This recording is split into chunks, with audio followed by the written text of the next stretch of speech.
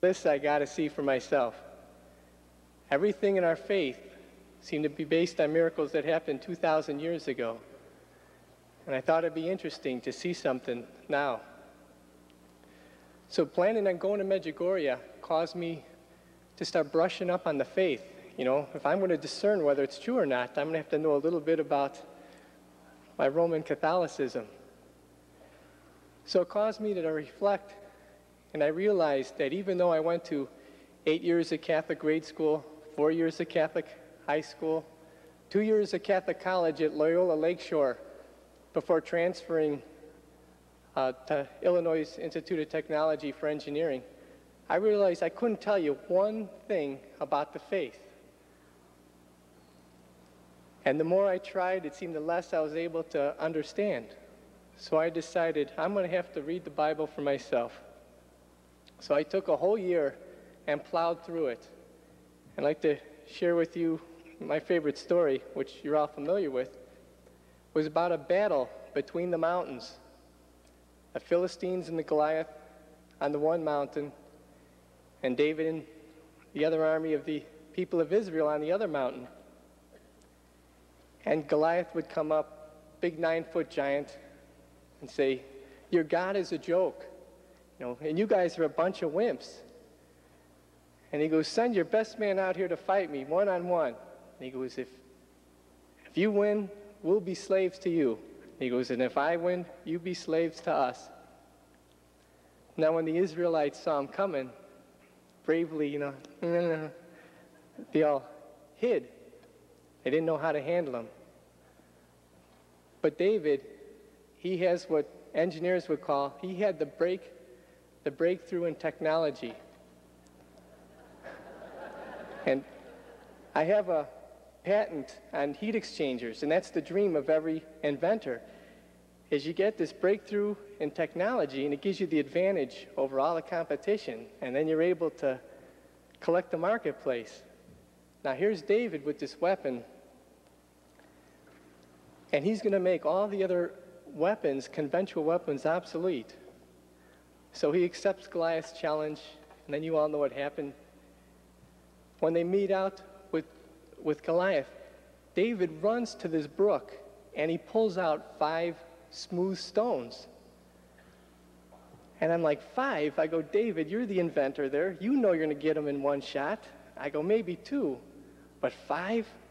It seemed like through the whole Bible, there was information that was like too much information, and there's other parts of the Bible there wasn't enough."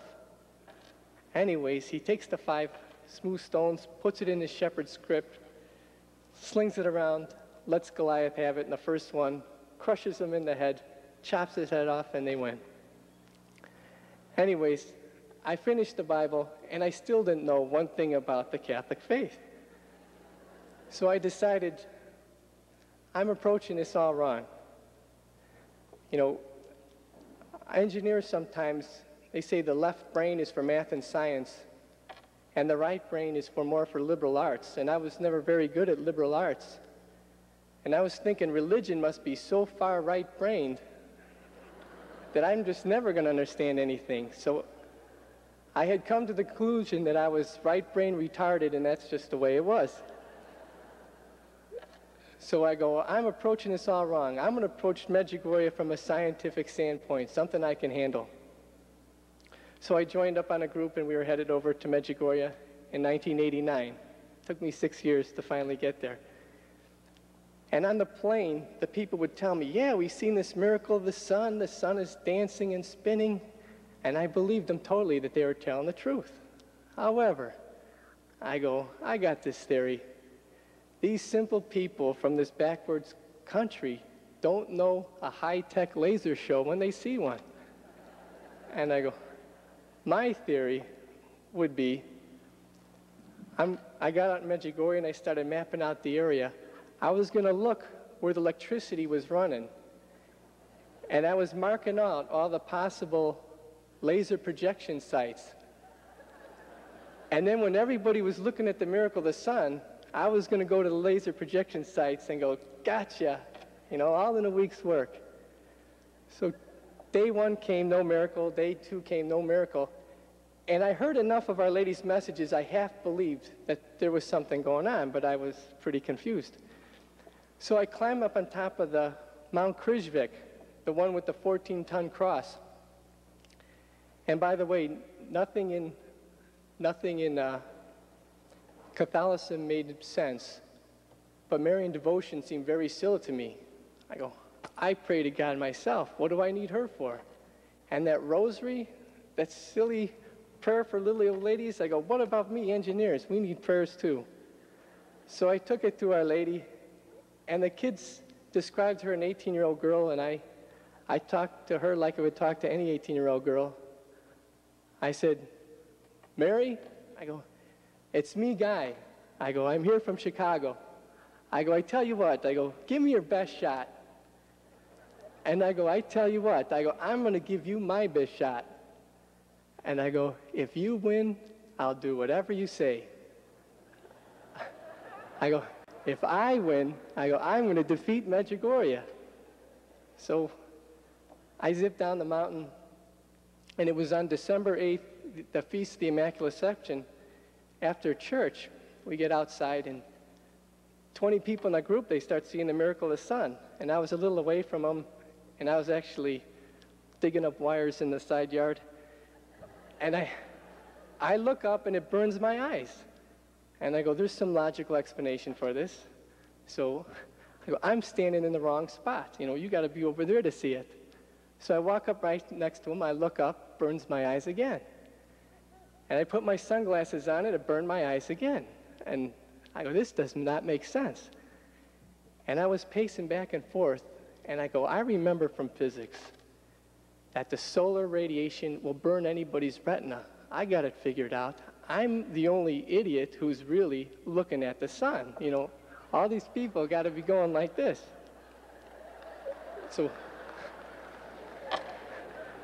So I went around to the other side of the people, and I had my tape recorder going as they were making all their comments about watching the sun dance, and I looked right into their eyes, and their eyes were wide open. Now, logic said I could see it too, so I looked up, and it burned it again. And I got stuck in this logic thing, but I had to look to 8 people's eyes, and it burned my eyes each time. Finally, I had to leave. And I left walking towards Mount Krizvik, literally very frustrated and confused, still trying to figure out what had happened. And then the reality and the fear as I would bump into signs and trip into potholes, and I had these black spots in my eyes that I was going to be blind for the rest of my life. I was saying they should be blind for as long as they saw it. And I go, I should be blind for as long as I saw it. And I go, great, I'm blind. And I go, my parents and my friends are telling me not to go to Medjugorje, and I'm going to come back. Hi, I'm blind. I go, and I was so mad, because out of everybody who should have known better, it should have been me. I mean, of all people. And I started kicking myself all the way around Medjugorje. And as I came up the last turn towards Apparition Hill, I just started groveling very humbly and begging God, I'll do whatever you say for the rest of my life. Please give me my sight back. And I went up on top of Apparition Hill. And I was sitting there still trying to figure out what had happened. And I didn't see her, or I didn't hear her, but something crazy was going on in my heart. And I felt like it was Our Lady brushing me off. I was full of dirt. She was saying, Jesus forgives, Jesus forgives, Jesus forgives. And in my heart she was saying, would you want to help? And I'm like, sure. And I felt a kiss right in my forehead. By the way, if you look at the sun, your eyes not only hurt, you get this incredible pain right in the bridge of your nose. And it felt like somebody took a baseball bat and literally whacked me one right in the head. And this pain was just unbearable. When I felt this kiss, it got real warm, and the pain left me, and my eyes cleared up. And I was all happy, and I had went home. And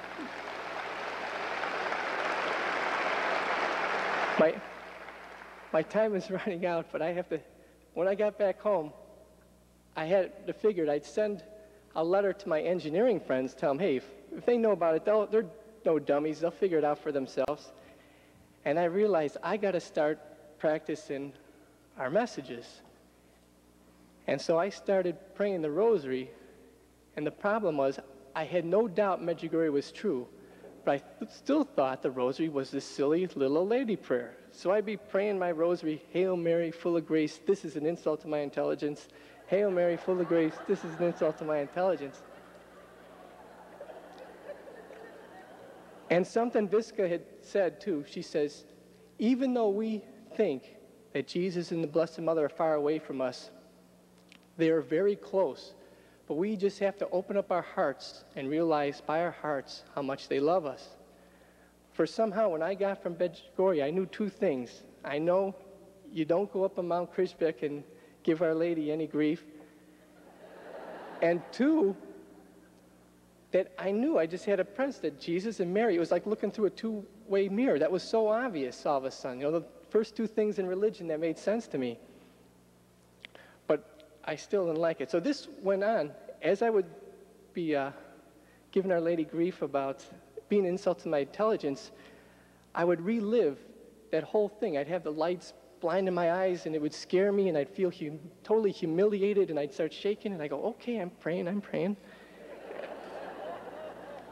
And this didn't go on for 1 day or 2 days. This went on for every day for 3 months.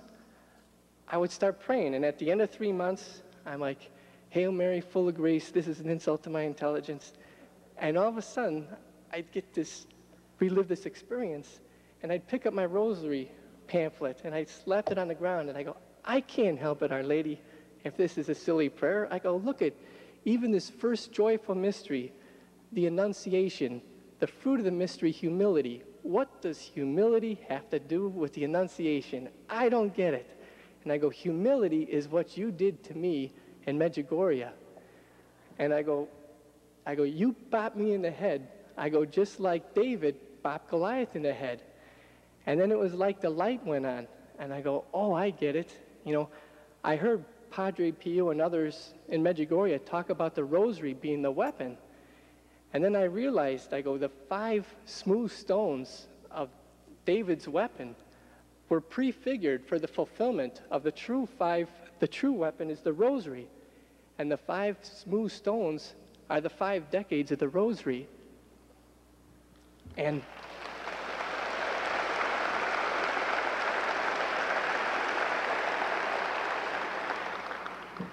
David clocks Goliath with the first mystery, and the fruit of the first joyful mystery is humility. And God is going to use the humility of the Blessed Mother to crush the proud head of Satan.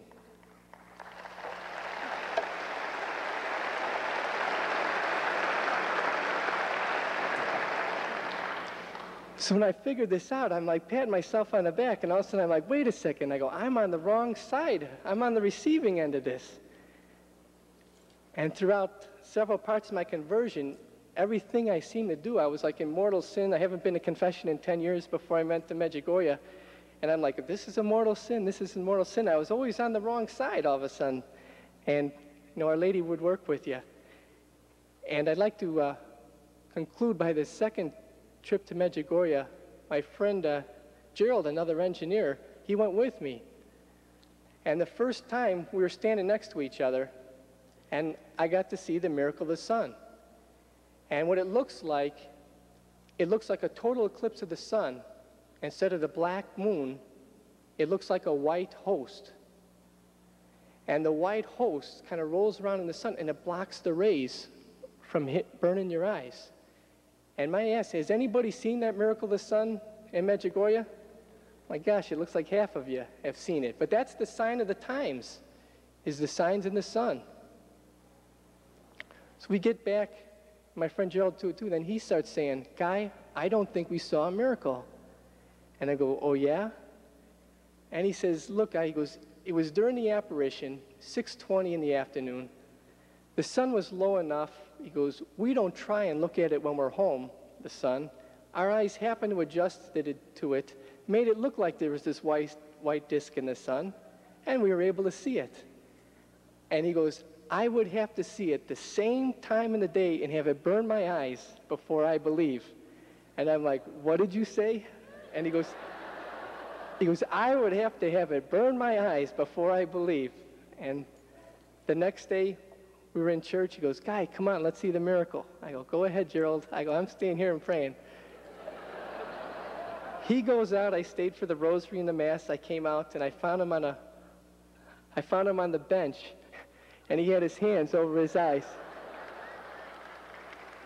And I go, he goes, okay, I believe it now. So I'd like to conclude by leaving you with three thoughts. The plan is for our world is Our Lady's messages.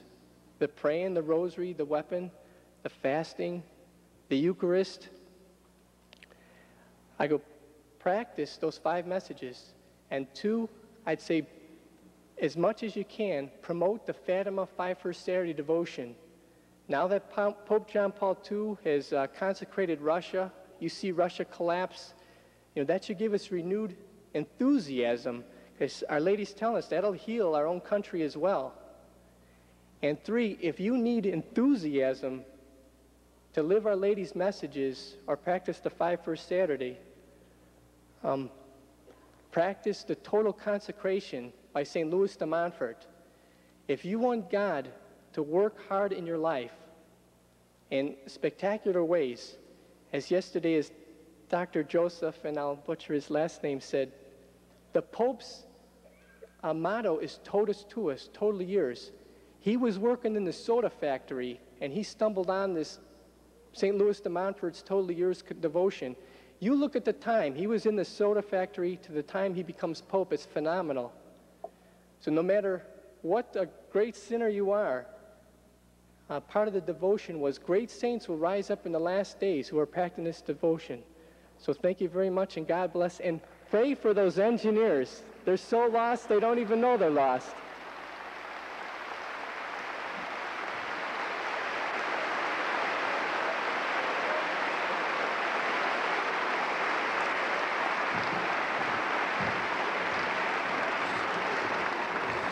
That was a great testimony, Guy. I think that we would all agree that the right side of his brain is working okay.